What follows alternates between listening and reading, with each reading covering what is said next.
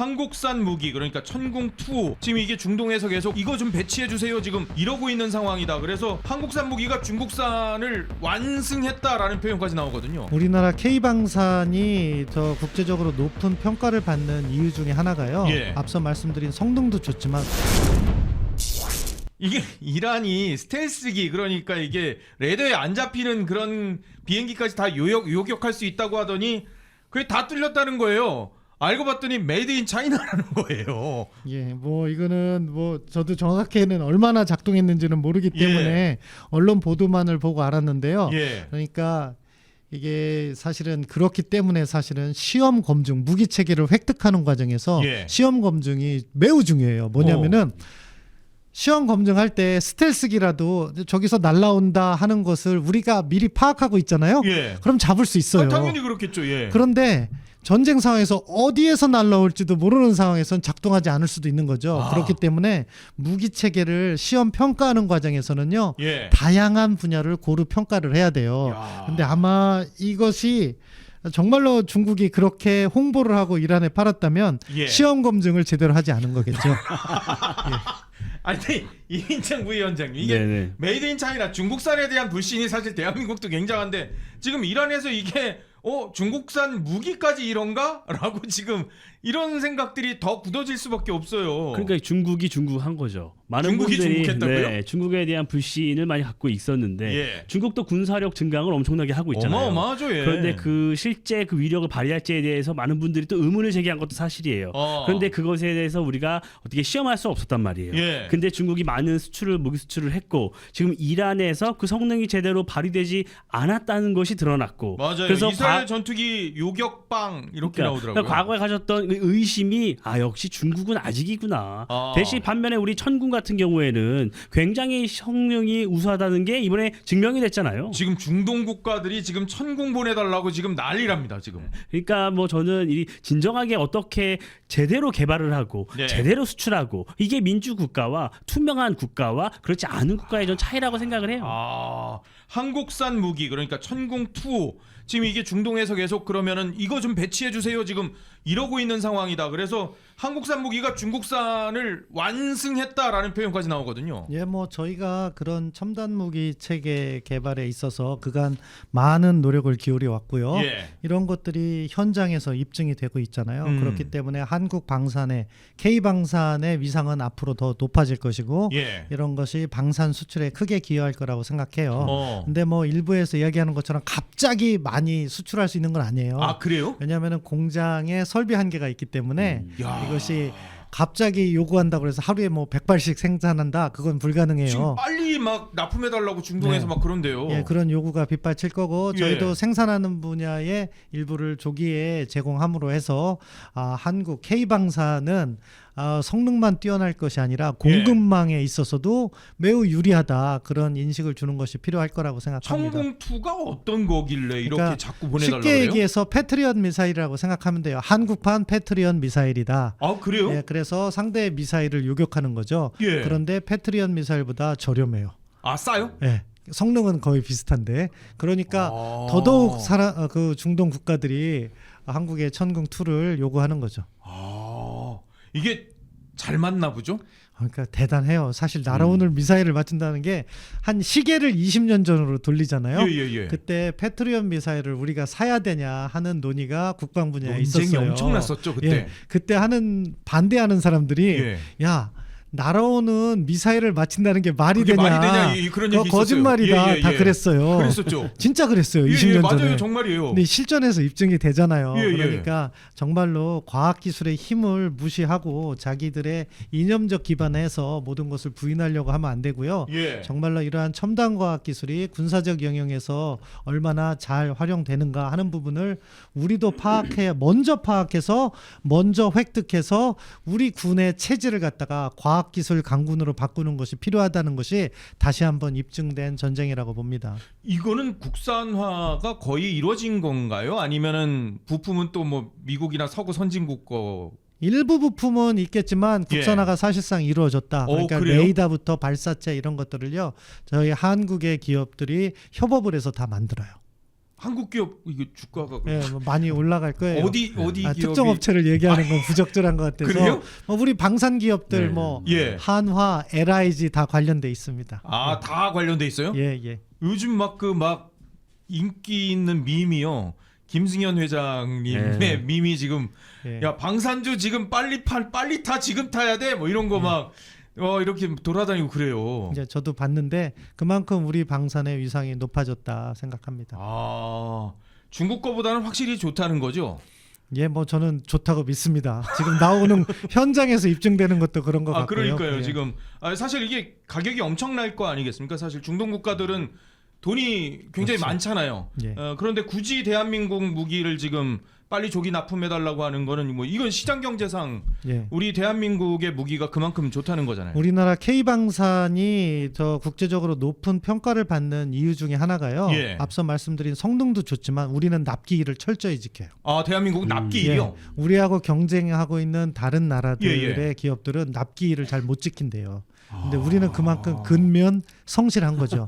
그렇기 때문에 한국과 계약하면은 납기일 내에 무기 체계가 그것도 성능 좋은 무기 체계가 도달한다는 신뢰가 있기 때문에 사실은요 방산 수출은요 일반 민간 시장과는 달라요. 예. 보통 정부 간의 특별한 관계나 여러 가지 복합적인 작용. 예. 그래서 무기는요 로비스트 많이 들어보셨잖아요. 맞아요. 무기 로비스트 그런 분들이 린다님. 많이 작동하는 그 특수성이 있는 게 방산 시장이에요. 예. 그럼에도 불구하고 우리가 유럽이나 미국과 같은 선진국을 제끼고 이 시장에 진출해서 이만큼 위상을 쌓을 수 있었던 거는요. 예. 앞서 말씀드린 것처럼 성능 그리고 중요한 납기일. 그렇기 때문에 대한민국의 그 K방산에 대한 신뢰도는 정말 높다고 봅니다. 미국이 악의 축을 지목을 했었잖아요. 근데 남아있는 국가가 북한만 지금 남게 되는 거죠. 그렇게 되면은. 네, 그렇죠.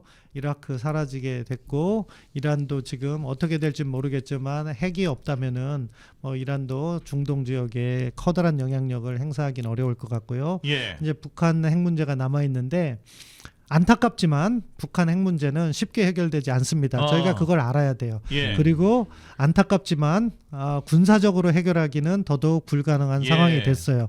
그렇다면 현실적인 해법은 결국 외교나 경제적인 수단을 통해서 이 문제를 장기적으로 가면서 북한에게 특히 북한 주민에게 예. 핵이냐 그리고 주민들의 생활과 복지냐 하는 선택지를 주고 그 선택지를 유지함으로써 결국 북한의 중장기적인 변화를 이끌어내는 것이 현실적인 유일한 수단이다. 그것은 5년, 10년 안에 안 이루어질 수도 있고 예. 30년이 걸리더라도 해야 된다. 그렇기 때문에 일각에서 우리가 북한 핵 억제에 실패해왔다. 우리의 과거 정책은 모두 실패했다. 예. 보는 것도 잘못된 시각이에요. 왜 그러냐? 이 문제는 어차피 장기적으로 풀어야 될 과제였고 그렇기 때문에 우리가 성급하게 다가서서는 안 된다.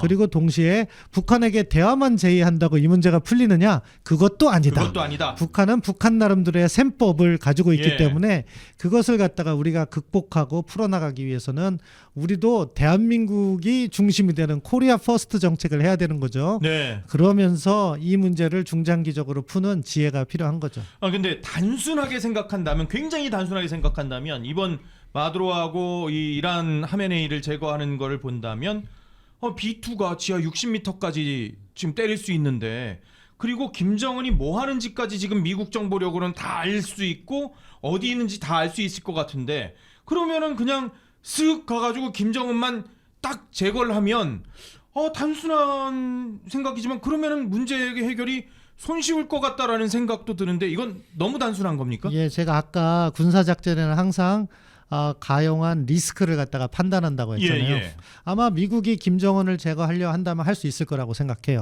예. 그렇지만 그에 따르는 후과 그 리스크를 감당할 수 없는 거죠. 모자이크 전술이라고 그래서요. 예. 여러 가지 무기 체계를 분산해서 관리하는 것도 있지만 한편으로는 의사결정 체계를 갖다가 다양화시켜 놔요. 그래서 김정은이 제거되면 만약에 자동으로 핵무기를 어디로 쏘겠습니까? 한국으로 쏴라. 예. 그렇게 의사결정 체계를 만들어 놨다면 김정은은 제거되더라도 대한민국이 핵무기에 의해 공격을 받을 수가 있고 그것을 만약에 막지 못한다면 수십만 명의 인명 피해가 불가피한 상황이 그러한 리스크가 있잖아요. 그렇기 예. 때문에 사실은 저는 뭐 국방부에 오래 있었다면서 그렇게 소극적이고 겁이 많냐 이런 말씀을 하실지 모르겠지만 그렇기 때문에 우리가 그런 리스크를 감당해서는 안 되기 때문에 군사작전은 옵션이 아니라고 말씀드리는 거고, 반대로 그런 북한이 핵을 가지고 우리를 위협하는 걸 막기 위해서 우리는 한미 연합방위태세 더 철저히 해야 되고요. 우리 자체의 독자적인 재래식 억제력만큼은 북한에 비해서 압도적인 우위를 유지하고 있어야 되는 거예요. 이 부분도 우리가 함께 관심을 둬야 된다고 생각합니다. 아니, 한미 연합방위 태세를 더 강화해야 되는데, 그런데 이 와중에 대한민국은 한미 연합 훈련을 너무나 줄였다고 지금 나오고 있는 상황이에요. 예, 그런 부분이 좀 아쉽죠. 사실은 훈련은 훈련대로 계속 해나가면서 북한과 대화를 추진해야 되는데, 아무튼 현 정부의 접근은 이러한 훈련을 줄이고 북한에 대해서 선의를 피력하다 보면 북한도 대화로 복귀할 것이다. 이런 나름대로의 관점이 있는 것 같아요. 저는 그러한 관점에 동의하진 않는데 아무튼 그것은 결과가 말해줄 것이고요. 그 과정에서 우리가 적어도 우리의 억제력만큼은 잘 유지해야 된다. 이게 제 지론입니다. 안철수 의원이 이런 얘기를 했어요. 이란 다음은 북한이다. 그래서 김정은 참수작전의 선봉에서는 707 특임단의 위상을 다시 한번 재고해봐야 된다. 이런 얘기를 했거든요. 안철수 의원이 요즘 연일 강경 목소리를 내고 있죠. 그렇죠. 그런데 분명히 준비해야 될 부분은 준비를 해야 된다고 생각을 해요. 실제로 그런 게 이행이 되는지 여부를 떠나서 우리가 우리 대내적으로 대비태세를 완비하는 것은 굉장히 중요하죠. 말씀 주셨듯이 이란 다음에 남는 국가는 북한일 수밖에 없습니다. 그러니까요. 지금 이스라엘과 미국 같은 경우에는 어떤 이란 하메네이의 동선을 철저하게 파악하고 있었단 말이에요. 완전히요. 완전하게 CCTV까지 해킹을 해서 북한이라고 모를까요? 그러니까 언제든 어떤 일이 벌어질지 알 수 없어요. 근데 아마 이재명 정부 들어서 너무나도 군사 대비 태세를 소홀히 하고 북한에 유화 제스처만 보내고 있으니까 우리나라가 조금 더 이 대비 태세를 철저히 해야 한다. 그런 뜻으로 말씀하신 걸로 보입니다. 트럼프 대통령이 근데 너무나 강력한 의지 같은 게 미국한테 기지 안 빌려준다고 스페인하고 지금 무역 중단을 지금 할 정도로 지금 강경해요. 예, 뭐 그래서 미국에서 오늘 스페인 입장 바꿨다고 하는데 또 스페인은 아니다라고 얘기 나오고 있고요. 이 유럽을 보면은요, 유럽의 안보 의식이라는 게 자기가 위치한 지정학적인 고려 요소에 따라 달라요. 그러니까 지금 러시아가 우크라이나를 침공했잖아요. 우크라이나 뒤에 있는 폴란드는 지금 군사력 강화에 열을 올리고 있고 독일도 입장을 바꾸고 있어요. 근데 그 뒤에 있는 프랑스는 강하긴 하지만 그렇지만 조금 더 약한데, 그 아래에 있는 스페인은 뭘 그렇게 약간 그런 거예요. 그러니까 지정학적으로 많이 떨어져 있으니까 그런 위기의식을 못 느끼는 거죠.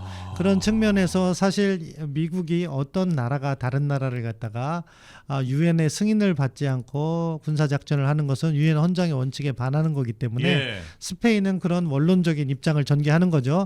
스페인의 지금 정부가 약간 좌파 정부라는 이야기가 있어요. 저도 어느 정도까지인지는 모르겠지만 그런 입장에서 볼 때 미국의 이란 공격을 동의할 수 없으니까 그런 부분에서 반대를 한 것 같고, 트럼프 대통령은 그렇기 때문에 스페인을 응징하겠다 하는 입장을 피력한 건데, 근데 스페인이 또 그럴 수도 있는 것이, 스페인은 미국과의 거래에서 적자 국가예요.